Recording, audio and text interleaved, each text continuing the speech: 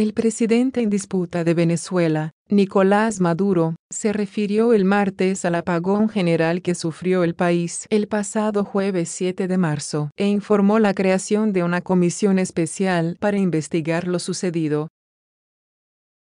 En una transmisión en conjunto de radio y televisión, Maduro indicó que la comisión estaría presidida por la vicepresidenta Delcy Rodríguez y que solicitará a la Organización de las Naciones Unidas, ONU, y países aliados como Rusia, Irán y China investigar el supuesto ciberataque al sistema eléctrico nacional.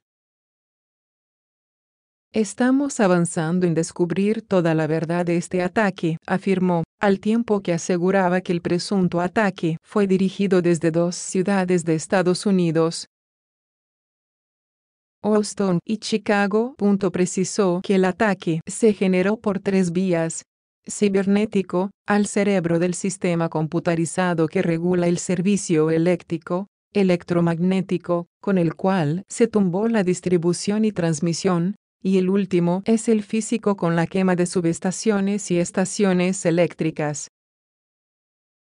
Ratificó al Ministerio Público del país que se debe aplicar la justicia a los autores intelectuales del presunto sabotaje eléctrico del pasado jueves. También el martes, el Ministerio Público de Venezuela solicitó al Tribunal Supremo de Justicia abrir una investigación contra el presidente encargado del país, Juan Guaidó, al señalarlo como uno de los responsables de la falla eléctrica. A pesar de los señalamientos, y de ratificar que Estados Unidos tenía 72 horas para retirar a todo su personal de la embajada, Maduro expresó su interés de continuar las negociaciones con el gobierno de Donald Trump a través de los embajadores en las Naciones Unidas. Ratifico mi deseo de continuar estas negociaciones en Nueva York en el marco de la ONU. Quiero que Estados Unidos tenga una oficina de intereses en Caracas y Venezuela tenga su oficina de intereses en Washington, más temprano que tarde, indicó.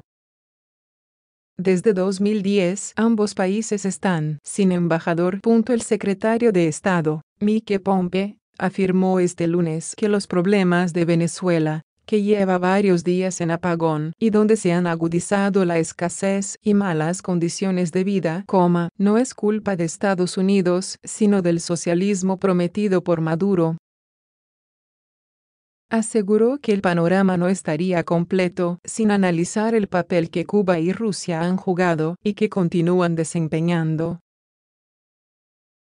Pompeo anunció el mismo lunes la retirada del resto del personal en Venezuela a lo largo de la semana, pues la presencia del personal diplomático se ha convertido en una restricción para la política de Estados Unidos.